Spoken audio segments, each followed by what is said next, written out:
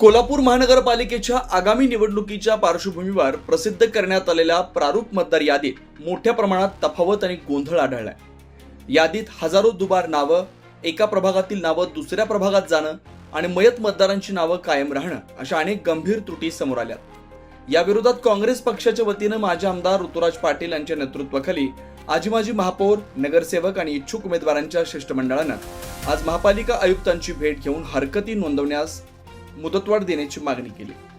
यावेळी बोलताना माजी आमदार ऋतुराज पाटील म्हणाले, प्रारूप मतदार यादी नियोजित वेळेनुसार 7 तारखेला जाहीर होणं अपेक्षित होतं, मात्र ती 13 दिवस उशिरानं म्हणजेच 20 तारखेला प्रसिद्ध झाली। निवडणूक आयोगाच्या आदेशानुसार हरकती नोंदवण्यासाठी 27 तारखेपर्यंतच मुदत देण्यात आली। यादी तपासण्यासाठी हा कालावधी अत्यंत अपुरा आहे। केवळ 3 ते 4 दिवसात प्रभागातील 25 ते 30 हजार नावं तपासणं अशक्य असल्याचं शिष्टमंडळानं आयुक्ताच्या निदर्शनास आणून दिलं। महानगरपालिकेच्या आज निवडणुकीच्या माध्यमातून आम्ही सगळे इथं आलेलो आहे।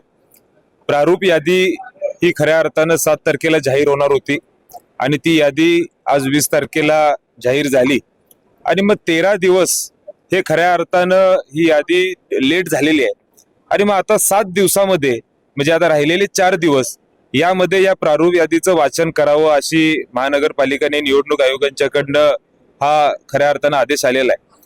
आणि मग ह्या माध्यमातून आम्ही सर्वच कोल्हापूर महानगरपालिकेचे आजी माजी महापौर असतील, आजी माजी नगरसेवक असतील आणि इच्छुक उमेदवार असतील, या सगळ्यांच्या वतीनं आम्ही इथं आयुक्त मॅडम यांची भेट घेतली आणि मग काही अनेक विषय हे आमच्या निदर्शनात आले। काही गोंधळ देखील आम्हाला या मतदार यादीमध्ये वाटलेला आहे आणि मग ती भूमिका मांडण्यासाठी आम्ही इथं सगळे प्रमुख इथं आलेलो आहे। आज एका प्रभागातले असे जवळजवळ 1100 नावं ही दुसऱ्या प्रभागात या ठिकाणी आलेली आहे।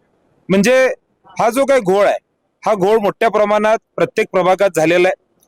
दुबार नावं मोठ्या प्रमाणात आम्हाला या माध्यमातून दिसतात। 30,250 अशी नावं या ठिकाणी वाढीव आलेली आहेत। पण आमचं म्हणणं आहे की दुबार नावं सोडून ज्याला मतदार यादीमध्ये डबल स्टार केलेलं आहे ते जर सोडलं, अनेक अशी नावं आहेत ज्यांना खऱ्या अर्थानं निवडणूक आयोगाच्या माध्यमातून कुठेही त्या ठिकाणी मार्किंग झालेलं नाहीये आणि ती देखील नावं ही आमच्याकडे आहेत। ही या नावाबद्दल काय हा जर प्रश्न विचारला तर आज खऱ्या अर्थानं आयुक्त मॅडमच्याकडे त्याचे उत्तर नव्हते। ते म्हटले आम्ही बघून सांगतो आणि मग अशी अनेक नावं आहेत। मग हे कशासाठी आहे, हा घोळ कशासाठी आहे?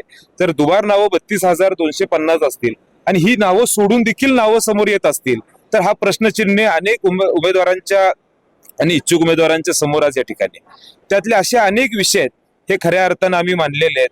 काही कुटुंब ज्यांच्या अनेक कुटुंबामध्ये नावं ही वेगवेगळ्या प्रभागात गेलेले आहेत। त्यानंतर अनेक नावं असे जी खऱ्या अर्थानं वेगळ्या वेगळ्या ठिकाणी या ठिकाणी लागलेले आहेत आणि असे अनेक विषय आहेत हे आमच्या समोर आले। आणि मग हे सगळे विषय आज आपण विचार केला तर महानगरपालिकेमध्ये हे आज जे ऑनलाईन त्यांनी अपलोड केलेली मतदार यादी आहे ती मतदार यादी ह्याच्या समोर कुठलाही फोटो त्या ठिकाणी लावण्यात आलेला नाही। जिल्हा परिषद पंचायत समितीचा विचार केला तर तिथं ह्या मतदार यादीमध्ये ऑनलाईन जे अपलोड केलेले तिथं फोटो आहेत। महानगरपालिकेमध्ये तुम्ही जे अपलोड केलेली फाईल आहे त्यामध्ये काय ना फोटो नाही आहेत, हा प्रश्न देखील आमच्या समोर आहे। आणि त्यामुळे अनेक प्रश्न हे विचारण्यासाठी आमचे सगळे प्रमुख आज आयुक्तांच्याकडे आलेले आहेत। त्यात सगळ्यात महत्वाचा विषय एवढा आहे की हे जी नावं आहेत ही आज या पद्धतीनं हे जर हरकती पूर्ण होणार नाहीत, त्यामुळे ह्याच्यासाठी देखील मुदतवाढ मिळायला पाहिजे, ही एक महत्वाची भूमिका आम्ही मांडायला इथं आलेलो। अशाच ताज्या अपडेटसाठी महासत्ता न्यूजला सबस्क्राईब करा।